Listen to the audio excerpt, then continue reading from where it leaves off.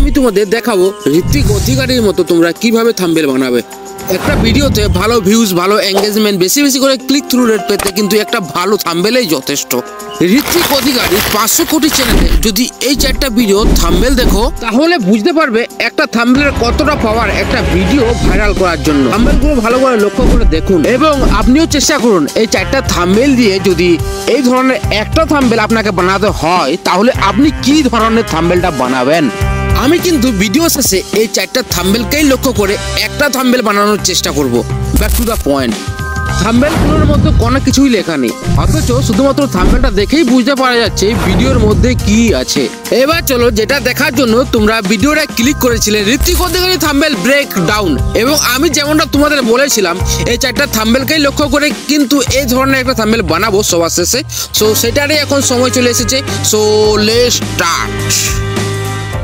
সবার প্রথমে পিক্সআর্ট বলে যে অ্যাপ্লিকেশন আছে সেটা আমাদের ইনস্টল করে নিতে হবে।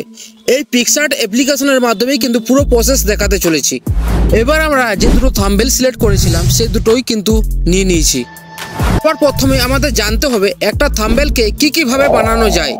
এই দুটো থাম্বনেলের মধ্যে একটা কমন জিনিস দেখতে পাবে, সেটা হলো খাবার। সেটাকে কাজে লাগিয়ে কিন্তু একটা থাম্বনেল বানানোর চেষ্টা করব। এবারে আপনাদের ভিডিওটা মনোযোগ দিয়ে দেখতে হবে, না হলে আপনারা হয়তো কিছুই বুঝতে পারবেন না। সো চলো আমরা অ্যাপ্লিকেশনের মাধ্যমে যাই।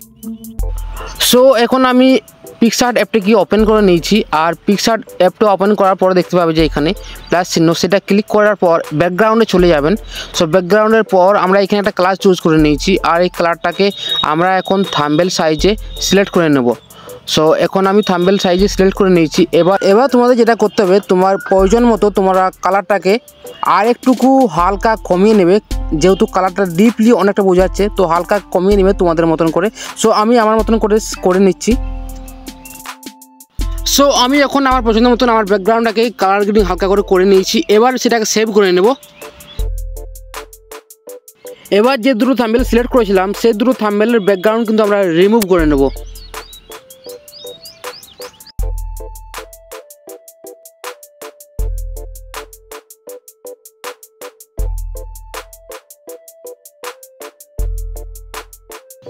সো এখন প্রায় আমাদের অর্ধেক কাজ কমপ্লিট। এবার আমরা আমাদের ব্যাকগ্রাউন্ডটাকে সিলেক্ট করে নেব।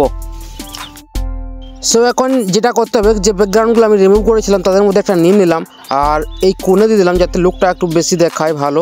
সো এই কোণটাতে দিয়ে দিলাম। আর দ্বিতীয়ত এরপর যেটা আমাদের করতে হবে, একটা প্রফেশনাল লুক দিতে আমরা একটা এখন ডাইনিং টেবিল, যেটা পিক্সআর্টে পেয়ে যাবে তোমরা, সো সেটা একটা সিলেক্ট করে নেব। আর এইটার উপরে যে কার্ডটা দেবো সেটা হচ্ছে যে বিরিয়ানির যে থালাটা আছে, সো সেই থালাটা এই টেবিলের মধ্যে থাকবে, এরকম একটা লুক আমরা চাইছি। সো চলো সেটাকেও সিলেক্ট করে নিলাম। দ্বিতীয় নম্বর থাম্বনেল যেটা ব্যাকগ্রাউন্ড রিমুভ করেছিলাম সেটাও নিয়ে নিয়েছি, এবং যে বাড়তি অংশটুকু আছে সেটা আমরা এই মুহূর্তে রিমুভ করে দেবো।